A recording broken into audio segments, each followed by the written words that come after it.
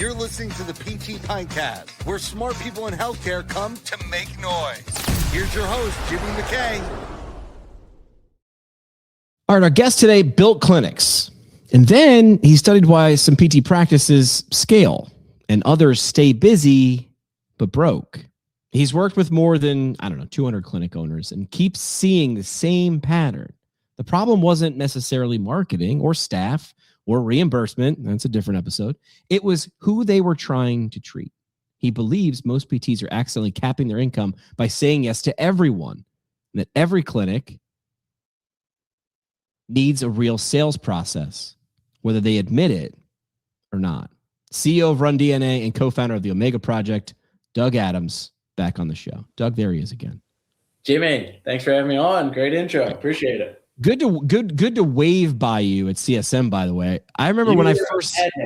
I'm busy. But I remember when I first started going to my CSM, I was like, oh, I'll interview people because everybody is going to be there. And I remember people in the beginning would be like, I don't have 20 minutes. And I remember thinking, just people are all big time in me, man. Who these people are? And then I went to a CSM and I was like, oh my God, these things are nuts. It's controlled chaos. You try to get 50 things done at once because you're on site, because you can. Everyone's in one spot. And you're like, this will be great. But because everyone's in one spot, everyone's competing. And Correct. It's a madhouse. Like, we should grab a drink. It's like, when? Yeah. I've been booked for, 3 months. Yes. It's a blast, though. It is a blast. All right. So this you're doing a 4-part webinar series. Yes. This is, I like when something is not on the syllabus, and this is not on the syllabus. What you're going to teach was not on the syllabus in PT school necessarily. Yeah.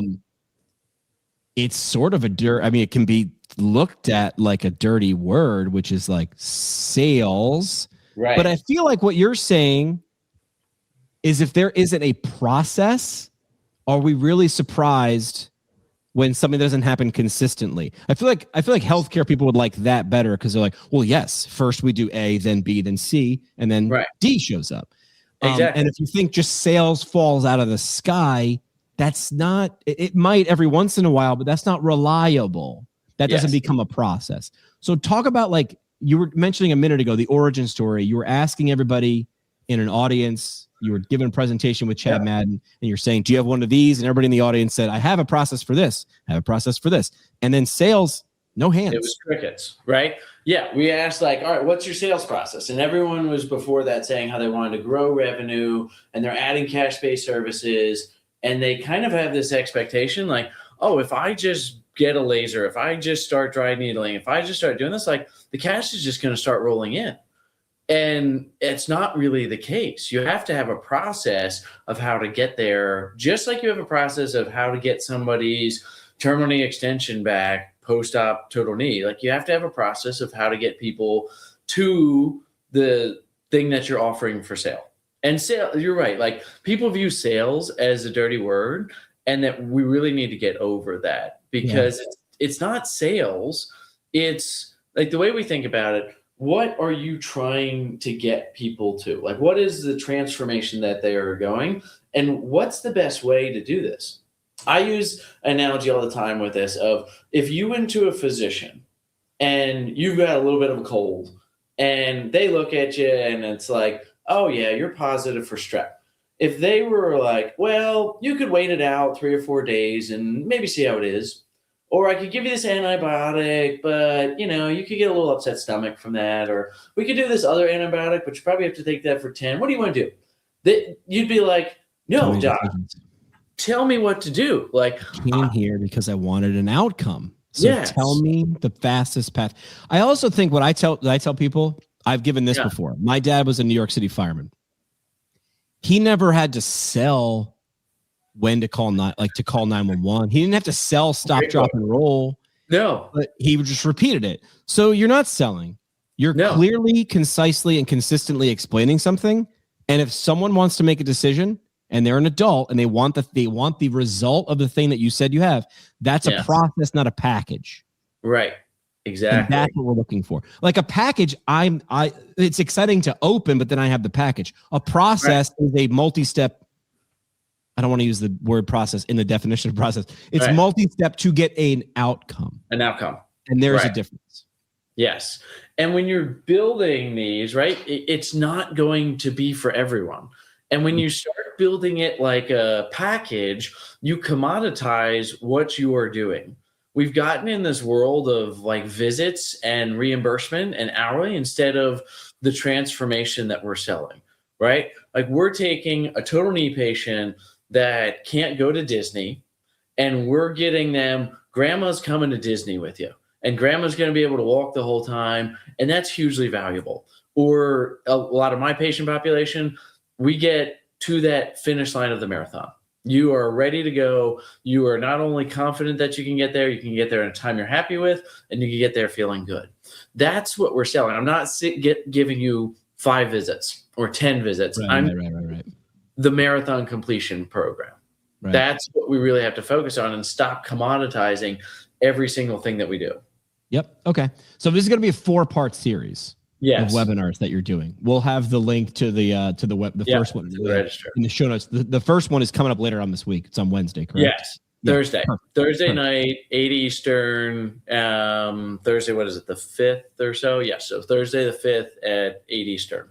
In the first part, I'll ask questions specifically about that. But this one's going to go a little sideways, which is where I like. All right. When did you first realize that treating everybody was actually slowing growth? Because looking at it, you're like, if I treat everybody, I'm wide open. I have lots of options. This is counterintuitive. When did you first realize that treating everybody was actually slowing growth? Yes, that is a great question because that's what we see. The default method for most clinics is I need to go get more patients. I just need more people on the schedule. Give me more, give me more, give me more. And then we're reducing the value that we're providing with each of those if we're not providing that same level of one-on-one care and the skill set that we're known for here. So when I first realized this, I had opened my practices and I was fortunate. I had a wait list within 2 weeks of opening. But I knew, like at that point, I knew I needed to have growth. And how can I grow from here? Because I'm already having the schedule filled. So I had a gentleman come in that had said, hey, I heard you're really good. I'm not a runner. This is what I want to do. I want to come in, but I'm not really sure about like your cash-based prices. And I was like, come on in, do 1 session with me. Let me see. And I realized like when he came in, he didn't value what I was offering. He didn't value the same thing. And him questioning the price and doing that, I was like, if I put those type of people on, he's not going to come back for another visit. I'm not going to be able to give him a program that's going to get him an end result because that's not what I'm selling. I'm selling that you can run faster, farther with fewer injuries. And people that value that are going to not ask at all about the price. They're just going to be like, when do I get started? Correct. So for me, I realized that. And then like you said in the beginning, we've now worked with 200 plus clinics to help them add cash-based services through 3D motion analysis. And we've seen it time and time again with them as well. Any runner, right? Where it's like, no, we can boil it down and start to really understand what runner, and a little preview, but even we can boil it down to 2 questions will tell me exactly which runner is going to come in and sign up for that program. 2 questions, but there's a process to get there. Right? You have to figure it out. And then you can ask these 2 questions. And that person, you'll know before that person even shows up, is this person ready for what I'm offering? Wow. I like that. All right. So let's talk about cost, or I should say the hidden cost of nice. So why do physical therapists, and I can say this because we are one, why do physical therapists struggle to define an actual ideal client? What are they afraid of? Go psychological on me. There could be the imposter syndrome that everyone knows. That's the obvious answer, is that they think, oh, well, if I get this high-level marathon runner coming in, can I deliver on this promise of getting them faster, further, fewer injuries? Can I deliver on that, right? So that's where we really need to show our work and show, like, that's another whole soapbox of mine of, like, you need objective data to show that you're providing tangible outcomes. That's a huge part of it. The other one, I think there is the hesitancy around what you were saying of mixing medicine and business. And I think that that's a very, like, they feel, going back to the sales is a dirty word, they feel conflicted because they think, well, if I'm selling this $2,000 package to this person, that kind of feels a little sleazy, right? When I might be able to do it that way. But I would say, how do you know what that person invests? I give a story, right? I had this one client come in. I'm not cheap. I'm not super expensive, but I'm not cheap to come in to see me. And this guy comes in and he's got his flagger gear on. He's a construction site flagger. And we're coming in and I'm charging $500 for an evaluation for this guy. And he comes in and he is just the happiest customer leaving. And if I had convinced him out of it, it's like, oh, he's working an hourly wage job and this is an expensive rate for him. His life is marathon training. His whole identity is wrapped around in marathon training, and he wasn't able to do it. He has to stand a lot for his job. So the transformation he went through, he was like, can I come back tomorrow? Like, he saw the value in coming in, having a calf injury, not being able to run a step, and then within an hour evaluation, being able to run for 5 minutes pain-free. And to him, he would have paid any price in the world for that. Right. So who am I to tell other people what they value? Yeah. We all spend on things, right? Like, hey, I don't care much about fashion, right? So I don't own a lot of clothes, right? So if I go into an expensive store, it's like I might be a customer for them on paper based off of my age and demographics and income and things like that, but I don't value that. Right. So why would that company spend their time talking to me? Because I don't value it. Yep. And it's the same thing. Like, PTs go through the roller coaster of emotions of business, where what they do is they get all excited about an idea. They start marketing it. They start designing all these things. They put all this effort in, then they get busy. And then all of a sudden they don't do any of that marketing. And all of a sudden they don't do any of those things. And now they're not as busy. And then they go, oh no. And they go back and they go up. And then guess what growth is? Flat. It's the medium. It's the average of those two, the peak and the valley. Yes. So there's this comes down to fear, right? If the question is why do PTs struggle to define and go narrow, we're afraid that if I go narrow, I might lose referrals. Saying no to people feels gross, right? Because I'm saying no to money. But we've all heard that if you're saying yes to the wrong thing, it means you're saying no to the right thing that might walk in 15 minutes later. Fear of maybe even like looking arrogant, like, nope, you're not the right person for me. Right.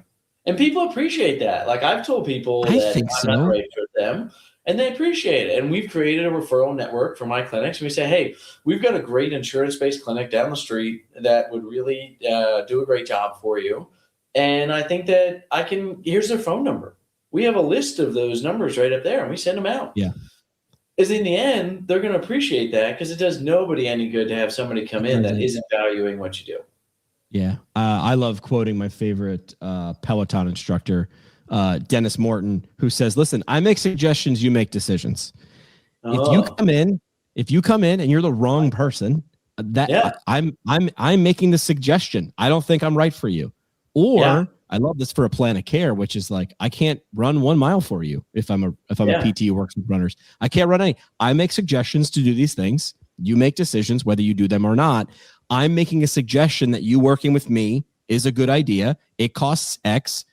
I'm not selling you. I don't know if I've ever been sold on anything in my life. Right. I've either made good or bad decisions, but I've made them. You know what? Your question also about what are PTs afraid of also gives me another idea, and something I've talked about before, that PTs are not always aware of what they actually want, right? That we're a very service-oriented group, and we think about, I want to help other people. Like, why did you get into physical therapy? The first thing that they're going to say is, I want to help people, or it's interested, things like that. But what do you want, right? Like, you want freedom of time, you want freedom of money, you want freedom of purpose. Like, I don't think there's a physical therapist in the world that wouldn't want freedom of time, money, and purpose. I want to treat who I want, when I want, and I want to create a good living doing that there. And if you're not surrounding yourself with people that value what you do, you'll never get that, right? Like having a system and having the ability to do that, like that's what maybe people don't realize. Maybe it's not that they're afraid of it. Maybe it's they don't realize what's on the other side. Right. Where, that's truly starting with the end in mind, right? Yeah. And it's okay to want things, right? Yes, I listened to a great podcast, like The Art of Achievement, the other day. It's a podcast on Audible. And it was talking all about how we should want things, because if you don't want things, you're never going to get yourself closer to the next step there. So you have to want things, and it's okay to want things. Yeah, I like that. You've said, and we talked about this a second ago, every clinic needs a sales process. Yes. Things don't, success doesn't happen by accident. Yep. Most PTs hate that word though with sales. What's the first, I'm sure you're going to go through this, but what's the first thing you do as soon as someone at least like a PT says, okay, I agree with you. Yes. I understand I need a sales process. Where do you start with them? It's probably not the whole thing, right? It's probably baby steps. What's number one? Part one, exactly what the webinar on Thursday is: identify your ideal customer profile and go deep, right? Like, don't start writing all these ads. Don't start designing processes until you know who you're selling to. Like, who is that ideal customer that is going to pay you that $2,000 for what you're offering? Who is that customer that really values the service that you're providing? And that is entirely what this whole thing is about. For the people that attend, we're even giving the workbook that we give to our Helix 3D customers. So if you show up for it, we're going to have a link for you to download a workbook that will take you through our whole process. Because if you don't have this, the rest of it is all assumptions and guessing. Yeah. That's the whole thing with the process. It all starts with your ideal customer and being willing to identify who's not your ideal customer as much as who is. This is what I do. And I didn't have this slide. I had this slide because I always just have it handy, but Simon Sinek wrote that book, Start with Why. Yeah. And of course, like, you're never going to disagree with the guy who's like a multi best-selling author, but I do, and it sounds like you do too, which is I think you need to get to why, but you have to start with who. Yeah. Because I do this with communications. I talk to my best friend and my grandmother infinitely differently about different things for different reasons. Right. They're different whys. So it starts with who, and then we have to get to why. Yeah. Well, I agree. And it's funny. That's one of the slides in this presentation on Thursday. Simon Sinek, Start with Why. Great minds. Good. But, one of the things too is you have to first understand your why. Correct. As the clinician, which is what we just said, and what you want. So he talks about the golden circle, why you do, how you do it, what you do, right? Yep. And most PTs, a little spoiler alert, will tell you first what they do instead of why they do it. Yep. That's the big thing there. Like, oh, why do you do it? Like, oh, I really like manual therapy. It's like, you just told me what you do, not why you do it. So, correct. But then when you do the ideal customer, you also have to understand their why. Big time. That's the next thing of like, why is this person coming in to see you? What is their why? What is their motivating factor? And then when you speak to that and design your products and services around that, it isn't selling. You are delivering value. That's all you're doing. And it's not a, hey, do you want to buy this? It's like, is this important to you?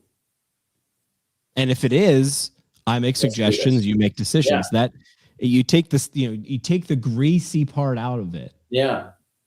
Sales is neither good nor bad. Yeah. How someone might do it might feel good or feel bad, but sales is being a great decision for a problem someone has at the right time. Yeah, absolutely. Yeah. Good radio segue. Do you want to thank our sponsors, US Physical Therapy? You built something special, but scaling feels overwhelming. US Physical Therapy partners with clinic owners who want to grow without giving up control. Learn more at usph.com or check them out at usphpartnership.com. All right. How about the math? If I define my ideal client clearly, What actually changes in my revenue?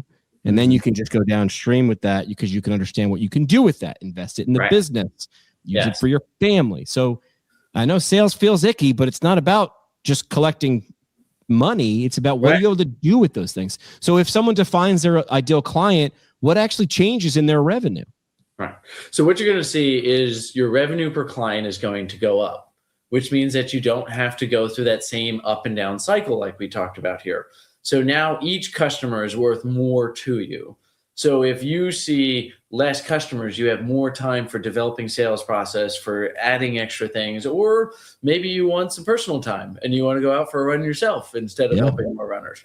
So what you do there is you're freeing up, you're valuing your time more for the true value of what you're offering here. Then you can start developing other areas of the business. You start doing one revenue stream. You say, okay, we figured out this 3D gate thing. Man, that's great. But we need to now really get pain down quickly for some of these people. So I'm going to do windback or laser or shockwave, whatever, dry needling, name it, right? Like, okay, now I need to add this on here. So then you start building more and more valuable things. And that actually creates more and more customers because now instead of focusing on more people, you're focusing on more value. And that's the shift is instead of focusing on more revenue, focus on the value first, and then the revenue comes. Because if you have a program that says like, okay, great, we're doing a longevity program. All right, well, if you start off with it and you're doing their gait and you do some things like that, and you're doing some strength assessments and range of motion, that's great. That looks awesome.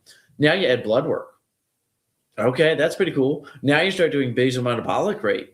Oh, here's how many calories I should be eating. All right, now we're checking out skeletal muscle, and we're starting to track that over time.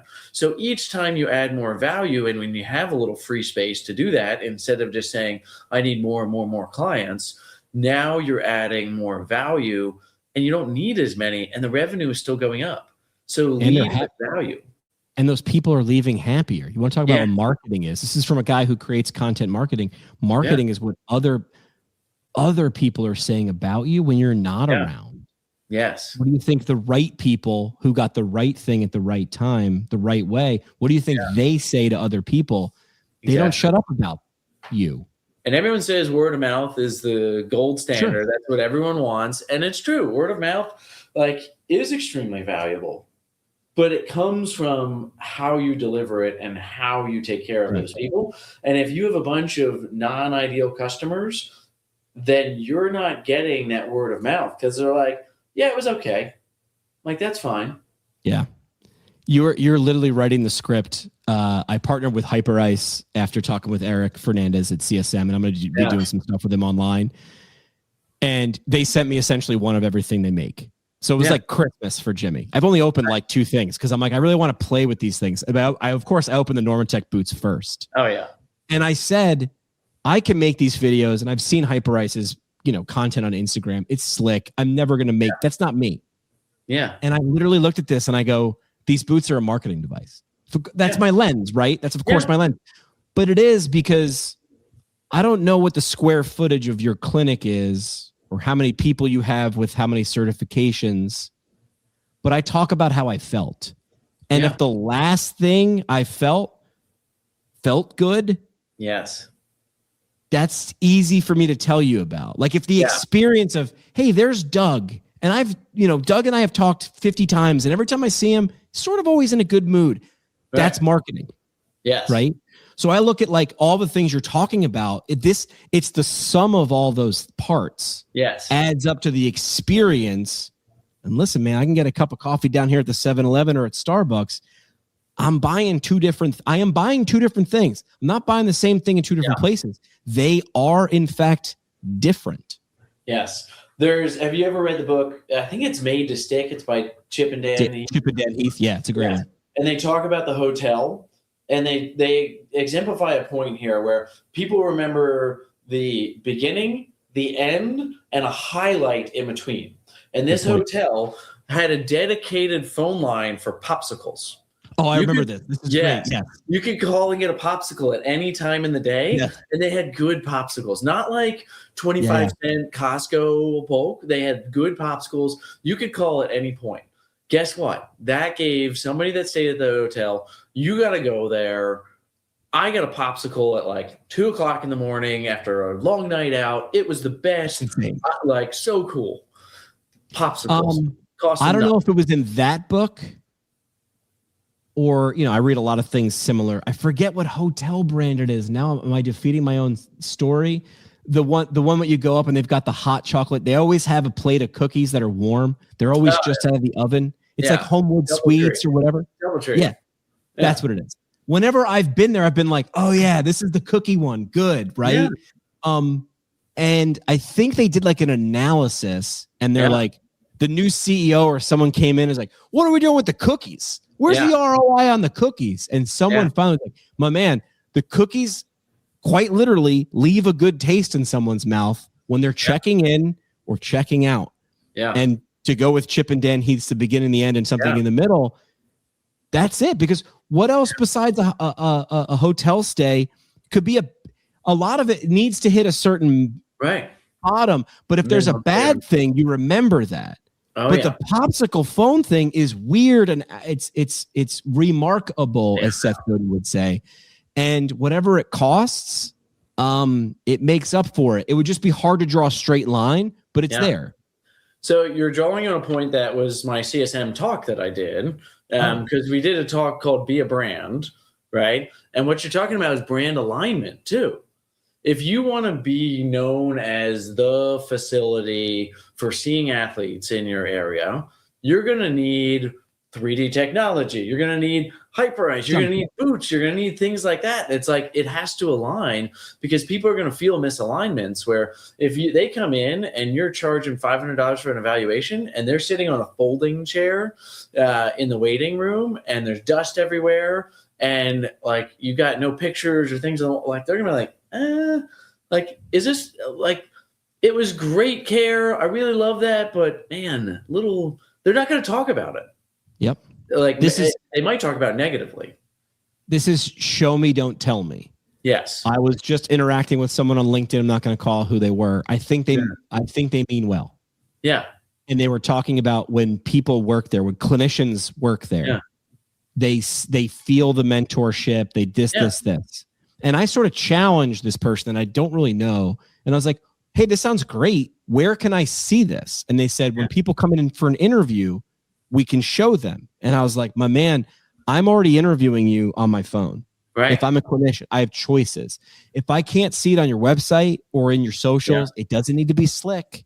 Yeah. But I've worked with organizations where like, we do that. And I said, oh man, this is going to be, I sit back in my chair and I go, this is going to be an easy meeting. Can you just show it on the screen?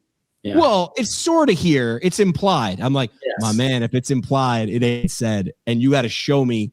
Don't tell me. Yeah. People need to see the process. People need to understand it. They need to know exactly what's going on. So it needs to be in alignment. It needs to be in alignment. If you're telling me this is a premier experience, and all those things aren't in alignment, like it's just so funny to watch other organizations like hotels, spas. Oh yeah. If you see one that gets it, I mean, I worked for an organization who would bring in the like Ritz-Carlton management group every year, and they would just show you. It's like, why is Ritz-Carlton coming here to teach us? We're healthcare providers, like because you're in a service business and you're not looking at it. Unreasonable hospitality. Unreasonable hospitality. Unreasonable hospitality should be part of our language. It's a service we're providing. It needs to be. So let's go the other way. Let's go contrarian take. What's the advice that PTs keep repeating about growth that you think is wrong? What is parroted or said a lot that you're like, I actually disagree, Good question. I mean, the just more patience is probably that's said a lot. That's the thing of like, we need to market to get more people in and all they talk about is there. But if I ask a clinician, it's like, what's the lifetime value of a customer? Most of them don't even know. Most of them have no clue, right? They're like, well, what do you mean? And it's like, well, they come in once for insurance and I see them for 10 visits and it's like $97. So they're 99. Yeah, but like, how often do they come back to you? Do they do other things? Are you offering them other things? Like, what's the lifetime value of a customer? And they're like, I don't know. Like, don't you want more customers that like are more valuable instead of just more customers that are not that valuable for you? Because they don't understand the cost of customer acquisition. So they just think get more customers in. But most PT's clinics are between a 5 and 10% margin. So you have almost no room to acquire the customer. But imagine if like that margin was even 20% would be a huge value for it there. So I think the biggest thing is like just focusing on getting more is the issue. I think people need to specialize and niche down. I think they need to stand out. I think this isn't a direct response to your question, but I think we're in trouble with AI that people are going to get a good enough answer for how to treat my Achilles online here. And if we're not providing something that's extremely more valuable, people are just going to search for that and self-manage because why do they do this? Yeah. Good enough, right? You know, unless you are remarkable or what you provide feels that way. Hey, listen, this is years ago. I had books on triathlon training. I had those things. I bought them because they felt good. Yeah. And then I hired a coach. And then I had a better experience. But the book was $30 and the coach wasn't. And I don't even remember what he charged me, but I felt I got this is the money ball, right? I felt I got more than I paid. Yes. I just want to make sure that's the math. Yes. Yep. So there's the value equation that we talk about in the webinar series about how to balance the equation out so that the value is perceived to be significantly higher than the cost. Bingo. And when you do that, there's no need to sell. You just say, here's what you get. Oh, I cheat all the time when I talk to people. I go, hey, how many people in here have Amazon Prime? And of course, everybody in the room, that's cheat. And I go, I can't remember what's it cost. And you get a bunch of people looking around the room. I think it's, hang on a second. You have a recurring debit from a company and you are not sure what it costs. And then I tell them why, which is exactly what you said. It's because Amazon looks at value and cost like a seesaw. And a lot of us, myself included, used to focus just on the price. Yes. And Amazon said, I'm going to lose there. Because then that's what we call the race for the bottom. Then if we're focused on price, I want to be a better price. My price is lower. Then I need more. And that's a race to the bottom. Amazon and good brands focus on the other side, which is value. So, hey, you give us money and we give you 2-day free shipping, hassle-free returns, Amazon video, and this, and this. And they just keep saying and until your brain doesn't even know it's doing this math and it just goes, got it. I don't even care what you think it's going to cost or what you're telling me. I already know. You're going to take that membership out of my cold, dead hands. Stop focusing on the wrong side of the seesaw. Yeah. Almost nobody is doing a cost-benefit analysis of their Prime membership. Correct. They're doing it in their brain without thinking about it. It's not there. It's here. It's in their gut. People buy on emotions more so than they buy on hard facts. So let's stop trying to put it hard facts and commoditizing what we do. Well, you can get me on a soapbox because this is also when you're trying to make health decisions. If you statistic me to death, my brain turns off. Yeah. People make decisions to buy or do things or marry people based on emotions. And then we create a logical backstory for ourselves and others, but it is not the other way around. It is not logic. We are big, dumb animals. It is not logic than emotion. It's emotion and animal, and that's okay. It's not going to change. Recognize it and embrace it. And that is understanding how your audience communicates. Emotion. Talk about emotions. Yes. Yeah. All right. Here's the last question before we do parting shot. You're stuck in an elevator with a second-year PT student. So they're halfway through. We'll say they're halfway through PT school. Stuck in an elevator. You got 60 seconds. What do they need to understand about business before they graduate? So you know that they're a second-year student, and I'll give you a softball on this one. They want to treat runners too. So they're like it's like Doug's Jam. Yeah. This was in our like prep, and I wrote something good down, and I'm drawing a blank on what it was. In power, I was like, oh, I like that. I'm going to remember that for that. And first of all, I think I'll half answer for you. First, understand it is a business. Like you have to understand you need to operate like a business, or it's going to run you. So you either run the business or the business runs you. And trust me, you don't want that. You don't want the business running you. I think I would instead of giving them advice, I would go to them and say, why should they see you? Ooh. Say, if you can't tell me why they should see you, then you're never going to be able to do what you want to do. Yeah. You need to be able to tell me in 1 to 2 sentences why they're going to see you. If you can't do that, you're not going to have what you want there. If you can't tell me why I should see you, are we shocked when people don't pick you around, I call it the sea of sameness. Yeah. You look at websites and you look at branding, you're like, well, this feels safe because it sounds like everybody else. Well, everybody else is doing it, so I'll blend in. My man, 2026, you can't afford to blend in. You can't. You can't do it. Yeah, you got to stand out. All right, parting shot. Every time we do an episode, we do a parting shot. Here it is. This is the parting shot. One last mic drop moment. No pressure, just your legacy on the line. Parting shot brought to you by Empower EMR, built by PTs who were tired of slow documentation, clunky workflows. Learn more at empoweremr.com. They'll give you the full demo. Sharif will take good care of you over there.